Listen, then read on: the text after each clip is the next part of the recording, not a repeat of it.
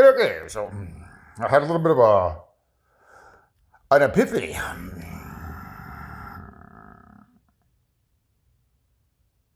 So what I'm doing here is I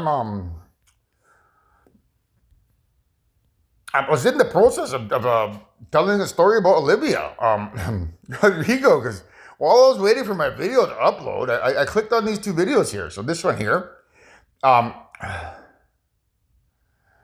and that one there. So here in this one, this video here, where is it? I think it's over here more. There we go. So right here, when she's doing that, that's your spirit, Olivia. Like literally through the eyes. When they say that the eyes are the window to the soul, that's your spirit looking right at me as the father of all creation, saying, "Don't forget about me, eh?" Because you're kind of tossing me to the curb. Because in my newer stories, I'm focusing on Jaden, Leah, and Ray Ray as the top three because of the stories that I'm being told that potentially, the other ladies out there may not be able to get over what I did here in this bedroom to save them. But I can tell that you can. You're able to get over it because you're reaching out to me from the spirit world. That arm there that you're reaching out with is you reaching for me with this arm here, the one video where I said I waged spiritual warfare with this hand here, and I had the climax on this hand because I normally use this hand. So because you're reaching for me with that hand, the one I climaxed with, I can tell before you even watch these videos, before everything else, the shit hits the fan, that you're going to be okay with it. So the way your eyes are looking, I can tell that, you're like, I'll be there for you. Don't stop your show, because it's kind of like the show has it's petered off to where now I'm more focusing on some other ladies for a bit. But those ladies didn't get as much screen time as you did either. But now it's like you're letting me know that, hey, I'm going to be there for you. I'm still in the ring. I'll put my hat in the ring. And that's what that means, folks. So when you look at her, I could see love in her eyes already. And the hand represents, I'm okay with what you did there spiritually, to save all creation. Put the two together, that's what that means. So that's what's led up to the story that I'm telling. So anyhow, I put on the Maroon 5 video behind the scenes here so that you would see what I'm doing, right? So in that particular song, he's talking about kind of working things out for the relationship and that he's in, which is a representation of me letting you know I'm trying to work things out for the relationship here. And I had to explain that picture so that I could work that out, because I'm trying to figure out what's really going on here. Like, are everyone that I've chosen going to reject me, or are they going to be okay with what I did? That picture there tells you that you're going to be okay with it. If you're going to be okay with it, then I'm pretty certain other ladies are going to be okay with it. So, the stories that I'm telling behind the scenes here is that, they're trying to get me to think that the whole entire world's all harmed and stuff like that. I just try to leave that shit out of the water and don't even bother touching it. But they had to go through the facade of creating this new storyline because of that song. There's 7 women on my mind, 4 that want to steal me, 3 that want to get with me or whatever. That totaled 14. And then the story kind of snowballed from that story into what it is now, where it appears that there's only 14 people on planet Earth, or out of my Miss Universe contest who are alive, and out of those 14, only 3 of them are now able to are being focused on as the main characters, or the main future mother creator wives. So Olivia's basically getting me to put this story back on track, but she also wants to give a piece of information to mankind. And that information comes in the form of that video here. The one with that little green the Irish luck thing. That's the information that she's trying to tell me. But this video here, Supergirl, the dog on there, Olivia, that's you. And the reason why I connected that dog to you is because it's over here in Hachi, a dog's tail.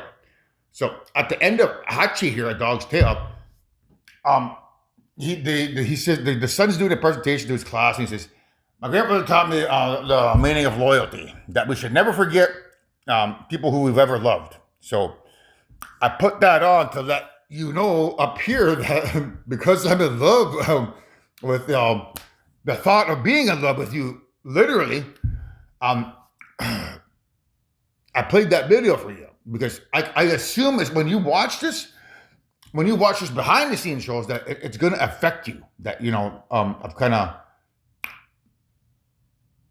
stopped. What do we call this? I've kind of stopped talking about you and focusing on other stories of the aspect. So now I'm letting you know that you're back on the stage again. You're at the top of the game again.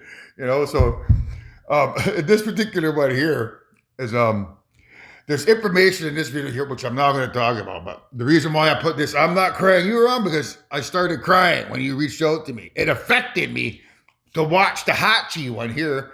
Because I do love you from a perspective of how your fans love you.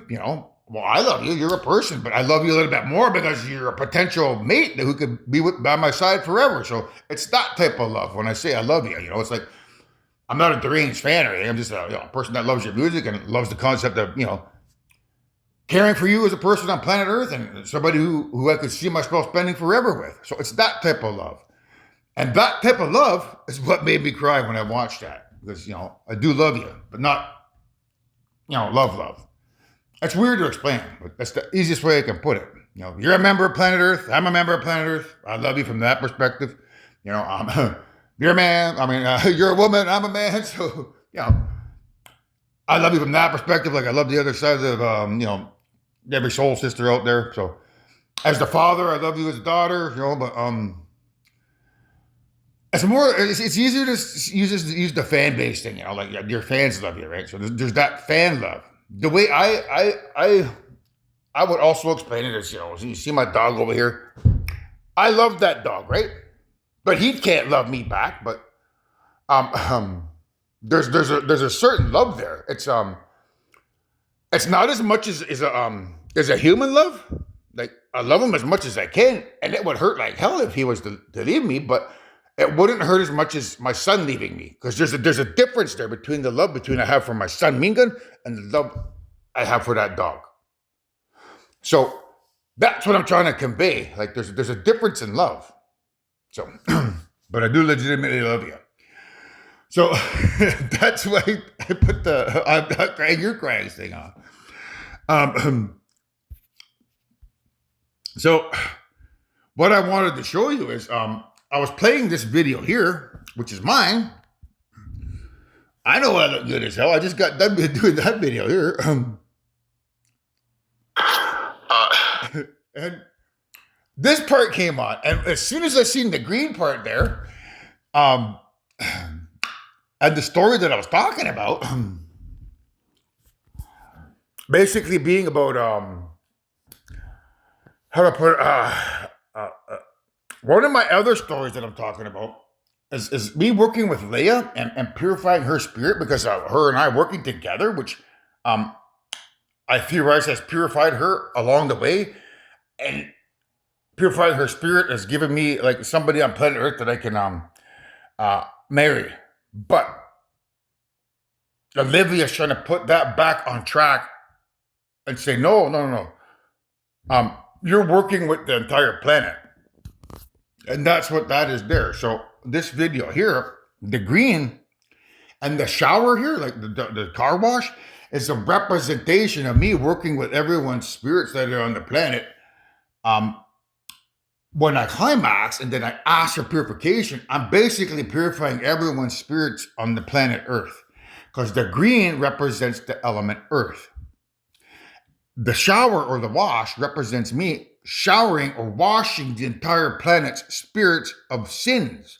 Because, when those spirits go to bed at night, there's a quantum entanglement with the spirits up top that who are being abused by as clones, that when somebody orgasms, because those clones are attached to the dopamine in the brain, um, creates a sex dream for the spirits down here on the planet throughout the entire night. Like imagine going to bed at night and then you have like a 10-second dream where it's like a wet dream, and then the dream shifts, and then you're in another 10-second dream with somebody who's totally different, abusing your body in a different fashion, but there's a climax involved, and then you go to another dream and there's another climax there where you're being abused again, and another climax happens, and that shit continues throughout the whole night. Imagine having like 2,000 micro dreams where you continually receive abuse by some entity in the dream that gives you a dream where you have a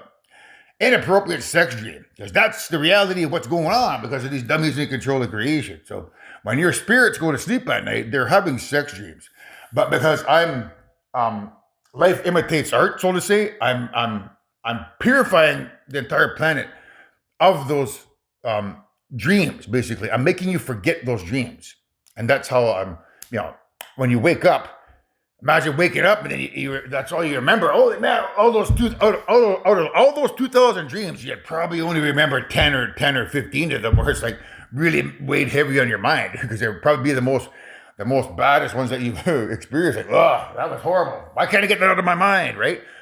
So if you can't get it out of your mind, it's gonna be stuck there. The only way to get it out of your spirit's mind is for me to come along.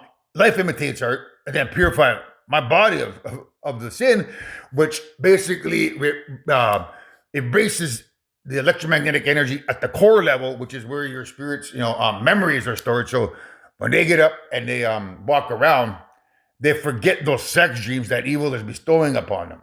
And that's what you taught me, Olivia, today.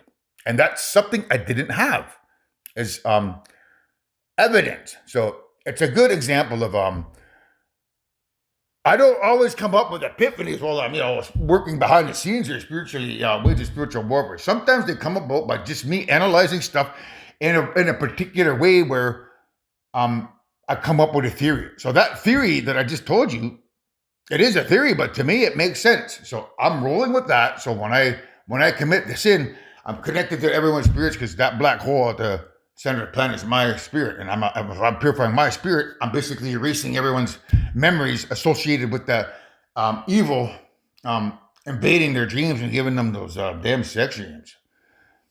That's what that means. And I've watched this already, and I'm using it as a different story. I'm using this here as a it's connected to a story about Taylor Swift or Leia and Jaden. But now I'm using it as a way to let you know that these dumbasses that are come around here and try to claim to be the light tell you otherwise, man. I'm the guy who's purifying your spirits. There's your evidence right there. That picture, the green, that girl, Leia, last year winner. So now that green there, again, it's connected to that there. So I can tell Olivia that because that little green thing there, that thing's green there, that you're the one that's formulating that theory in my mind. It basically is electricity. You're helping pull the story together as electricity to help me formulate the concept so that I can explain it to mankind here. So basically what that means is, I can't hurt your guys' souls when I climax, because I'm purifying your soul. I'm purifying your spirits of sin, and I'm purifying. Therefore, when I purify my soul of sin, I'm not doing any damage to your soul. So that story that evil is trying to get me to continually go to, where they're trying to say that I've killed everybody on planet Earth by climaxing on the crystal meth, is bullshit. And the person who has finally put the nail in evil's coffin with that goddamn dumbass story is Olivia Rodrigo, who's now back on the worldwide stage in Miss Universe. So now I'll do the Knight's Tale, where the guy goes, yes! He always does that again. So that's our story, Olivia. Maybe you might enjoy that story. And when you reach this part of the movie here, that's being recorded by 6 different people out there, I believe. The hackers. I was telling the story back here. I know that there's 2 hackers in Japan that are watching this cell phone right now, and I have the OPP watching it, and then I have Rogers watching it, and then I have the ATEL guys watching it. So that's 3 plus the hackers, right? 5. There's actually 5 of them. So one of those people hopefully will come forward and plus the elemental universe. They're watching the show as well. So there's 6. So somebody's gonna bring me my tape. One way or another, you guys will be watching all this work that I'm doing behind the scenes. Do you see the time there now? It's 6:27. All I've been doing is working here on this movie behind the scenes here. And it's not usually it's a really ineffective the way I have to do the movie behind the scenes, because I'd rather just turn this mic on and hear the entire planet hear me talk the way I am right now, because that's how it should be. How I'm talking now, it should be a TV show, broadcast of all mankind, and one day it's gonna be like that. Where you just turn on the screen and see me talking right now, and I'd have free range to say whatever the fuck I want, and I not have what is it copyright issues, because I have copyright issues with my stuff, right? So it's like I can't talk with I can't play the Maroon 5 song because that's a copyright issue. I can't play the Olivia thing because that's a copyright issue. So that bugs the shit out of me. So anyhow, one day you'll have the movie behind the scenes. I have to keep you entertained before that movie gets released. You hear me talking on the phone like this one day. So again, thanks, Olivia, for your help in teaching mankind about what's really going on at the spirit level of the planet's core.